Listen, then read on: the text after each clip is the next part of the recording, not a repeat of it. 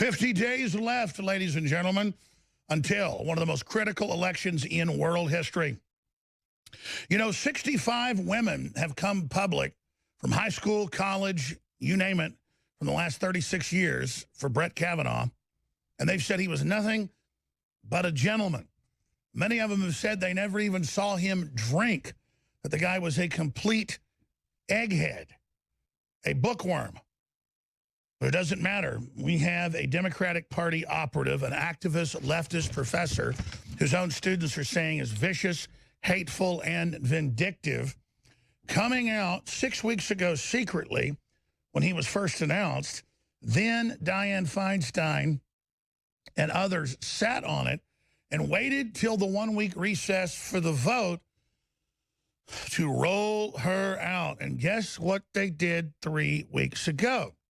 Once she had the Democratic Party operatives with her and once they'd vetted her for 3 weeks, they decided we better expunge her social media accounts, which Paul Joseph Watson has in an article he's done. Very, very, very important information that we're going to get into. The article's titled, Kavanaugh Accuser is an anti-Trump leftist who attended Women's March donated to DNC. And it's a great article by Paul. But quite frankly, we need a new article because what's buried in his article is the most important point.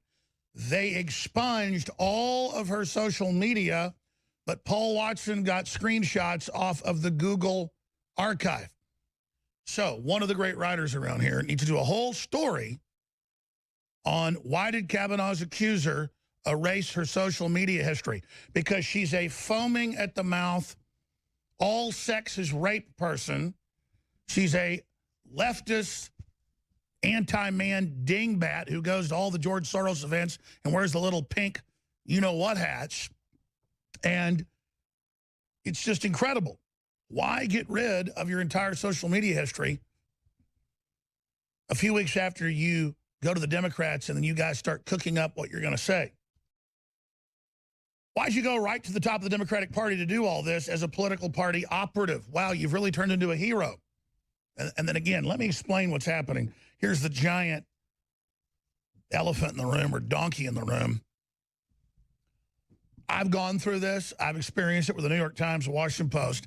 Gets my high school annuals, talks to everybody that knew me in college, calls even second, third, and fourth cousins, and then offers former employees big cash payments to tell their stories if they've got one. And I've experienced unbelievable 100% fraud. I have experienced people tell lies about me that on my children are absolute complete frauds. I swear before Jesus Christ Almighty they're lies. And by the way, I never do that. You're not really supposed to do that. But I'll do it in this extreme situation, even though I'm God-fearing, and it hurt to do that. Because I told the truth, but I don't want to tempt God. But on my children, the things that have been put out there about me and the EEOC and all the rest of it are flagrant lies. I don't wear Nazi tennis shoes. I didn't sit there and telepathically hit on a male employee. I didn't tell a black woman that worked here that I wanted to marry her. Anything like that. Anybody that works around here knows that's absolute horse manure. But these people do it. They do it, and they think it's funny to lie. They tell fiction about people trying to destroy their lives and think it's cute and funny. And who did it to me? Garagos and Garagos. Democratic Party worked directly for Hillary. Cooking up this crap. And I know the smell of this, you know what? Smells like a pile of donkey crap. And that's what it is. Democratic Party dying, trying to stop us taking control of the Supreme Court to save this country. I, Alex Jones, have experienced the lies that Brett Kavanaugh is now experiencing. I have seen how the corporate media is nothing but an organized crime syndicate working with the Democratic Party to assassinate truth and destroy lives. You've got a woman from 36 years ago as a Democratic Party operative and Democrat who goes around at George Soros pussy hat marches You've got her students saying she's a vindictive, hateful person. And you've got her, most importantly, expunging her social media. Paul Watson has it detailed on Infowars.com. But instead of just linking to the Google machine, the Google archive, we're going to have a whole other article showing what she tried to cover up. There are 60-plus women that have gone public saying that Brett Kavanaugh treated them with extreme respect and a good person. Some said he never even saw him drink, that he was a bookworm egghead. Yeah, top of his class at every level. 65 women. But that doesn't matter, because let me tell you something. I know how the Democratic Party operates. I know how their systems are deployed. I know how the dragnets are put out. And I have experienced massive dragnets against me to contact everyone who ever knew me or halfway knew me, to then offer cash payments for them to then make up outrageous fables about me. Now, this woman has all the telltale signs of doing this for political gain. And if you know how they operate, they go through Democratic Party databases they've got of super activists, professors, operatives like this lady. And then they put out feelers to anyone that they can cross-reference that was the same age, lived in the same town as their target. I've gotten calls from dozens of former high school associates who didn't even really know me, may have talked to me, may have been in class with me, saying, hey, do you remember me? And I'm like, I barely do. The New York Times, the Washington Post, BuzzFeed is calling me. And then when I told them nothing but nice stuff, they called back and said, well, we'll do a big profile on you if you tell us something. And then closer associates that have actually worked around me, they start threatening them. Well, you're going to be in this piece. It's going to be very damaging to you unless you tell us about how Jones doesn't pay his taxes or pays people under the table. And they're like, what are you talking about? Jones knows he's under amazing scrutiny and pays taxes anyways. But this is what they do. And so I'm telling you, like the sun came up this morning, they have indexed every woman in the town he grew up in, everybody he went to high school with, nearby high schools, you name it, and then they run it through a database of people that are in the Democratic Party, and they are getting phone calls 1 billion%. And before she ever gets to testify to Congress, you know that's coming, before they try to push this back to the election, it all needs to be subpoenaed. Her email records, her phone records, because this is, in my view, if it's proven that she's a political operative, which she is, and this is being done fraudulently, that needs to be investigated if it is. The sun come up this morning to bears crap in the woods. Is water wet? Is mama sweet? Is milk white? Do ostriches stick their head in the sand? Does everything Trump touched turns to solid gold?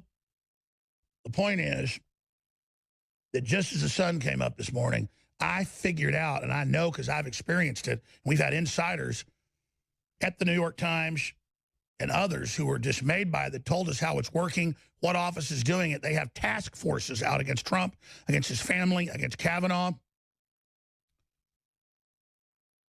We've all been targeted. And so what they do is they then have law firms and media contact everyone in the database and say, wow, you went to school with Brett Kavanaugh, didn't you? And they lead them. Or you went to school with Alex Jones. I heard he was a pretty bad guy. And if they say, oh, no, he's a great guy, well, they'll go, well, thanks a lot. Click. Oh, yeah, Brett Kavanaugh, he's terrible. Yeah. I went to school with him? Yeah, you didn't know that? Yeah, it's here in the school annual, and you were 2 years younger than him. And you see how that works? See how that works? And then now you're like, yeah, I remember. Why, once I was at a party, we were all drunk, and some guys rolled around in a bed with me for 5 seconds. I think that was Kavanaugh. In fact, it was Kavanaugh. I never told anybody that.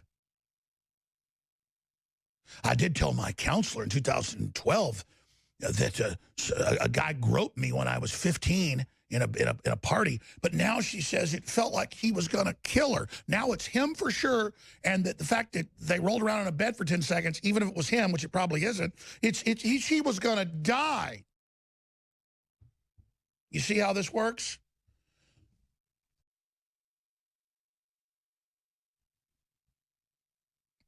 You know the Democrats are calling every woman that grew up in the same town as Kavanaugh, and they're contacting with databases of anybody that is a Hillary Clinton-loving, man-hating leftist like this man-hating leftist professor who's expunged her social records, covering all this up. They sit on it for 6 weeks until he's days out from confirmation vote next week, and then they drop this.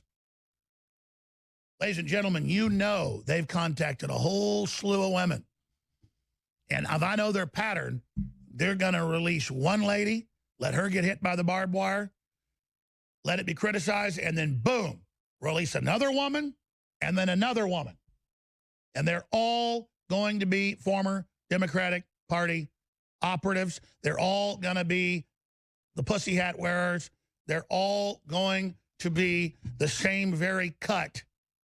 And the key to Congress is getting ahead of this and demanding an investigation into who contacted them and swearing them in under oath and demanding discovery. And they're going to back off real quick as soon as that discovery is demanded. The article's on Infowars.com right now. 65 women defend Kavanaugh, said he's a good person amid allegations. That's getting almost no coverage. What is this one woman who has everything to gain, 36 years later, statute of limitations, long ago gone. They're calling it assault, saying he rolled around in a bed with her when they were both drunk. Who knows if that's even true? I venture to say it's not true. And I venture to add, the stories on Infowars.com, why did this woman remove? Why did she take down her social media?